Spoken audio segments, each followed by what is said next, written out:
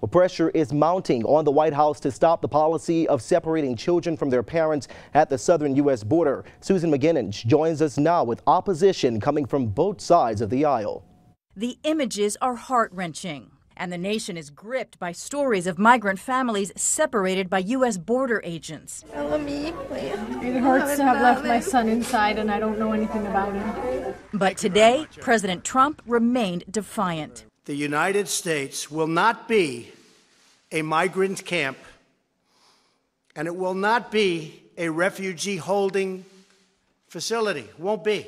The president defended his zero-tolerance policy and put the blame squarely on Democrats, saying they can stop it. We can do this very quickly if the Democrats come to the table. Democrats are blaming the president. No, he could stop it. All he needs to do is say, I give the order that this be stopped. The House is hoping to vote this week on 2 immigration bills. One has billions of dollars for the border wall the president wants, as well as a path to citizenship for dreamers brought here as children. The short solution would be if Democrats and Republicans would actually work together, we could fix this in 24 hours. In the meantime, the administration is not backing down. We will not apologize for doing for our job.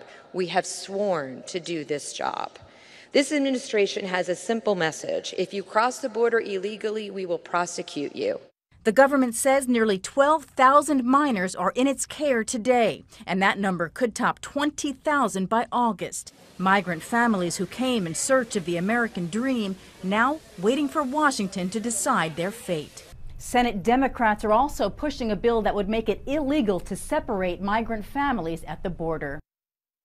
That was Susan McGinnis reporting. Well, Secretary of State Mike Pompeo laid out America's strategy for economic diplomacy in Michigan today. He spoke to business leaders at the Detroit Economic Club. Now, Pompeo defended the president's policy of imposing tariffs on other countries and said both China and Russia support the U.S. negotiations with North Korea. The effort that President Trump took last week in Singapore could not have happened without real economic diplomacy. President Trump rallied every nation in the world to pressure North Korea in a way that it would begin to rethink its own security. Pompeo was with the president in Singapore last week for the summit with North Korean leader Kim Jong-un. While sticking to politics, more information surrounding the Clinton emails. We're heading back to Washington to see how the Justice Department's internal watchdog will address the Senate Judiciary Committee. Sarah Swistak. Storm Shield weather with Dustin Bonk. This is Fox 47 News at 5:30. Welcome back. The head of the FBI and the Justice Department's Inspector General were grilled today about the report on the Hillary Clinton email investigation. Jennifer Johnson has the story. FBI Director Christopher Wray facing the wrath of Republicans on the Senate Judiciary Committee after a scathing report on FBI missteps in the Hillary Clinton email investigation. Director Wray has quite a mess to clean up. Republicans were eager to hear from the report's author, Justice Department Inspector General Michael Horowitz. He found 5 FBI agents had an anti-Trump bias. Lisa Page and Peter Strzok exchanged texts about stopping a Trump presidency. We found the implication that senior FBI employees would be willing to take official action to impact a presidential candidate's electoral prospects to be deeply troubling.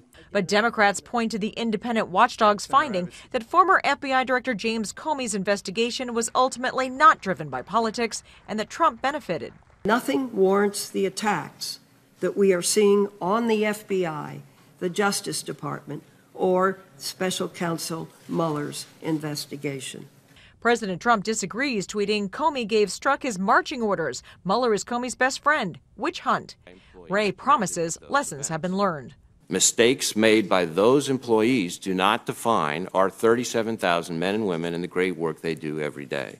President Trump claims the report is a total exoneration, which Horowitz says is not true because it didn't focus on the Russia investigation. Peter Strzok now wants to testify before Congress. His lawyer says the FBI agent would never do anything to affect an investigation because of his political opinions. That was Jennifer Johnson reporting. Now, the report criticized former FBI Director James Comey for not telling his boss before holding a press conference announcing he would not recommend charges against Hillary Clinton. It also criticized him for announcing he would reopen the investigation just days before the election.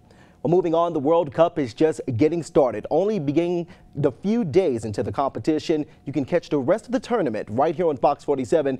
We'll be airing the games live, and games pick back up here on Fox 47 tomorrow, with Poland taking on Senegal at 11 a.m. and host nation Russia facing Egypt at 2. Now, the World Cup will continue through July 15th when the championship game takes place. You can also visit our website, fox47news.com, for the latest information on the World Cup.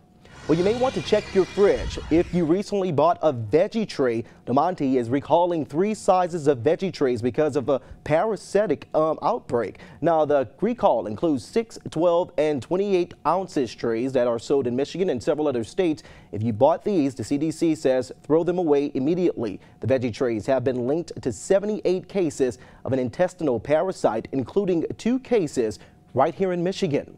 Well, your iPhone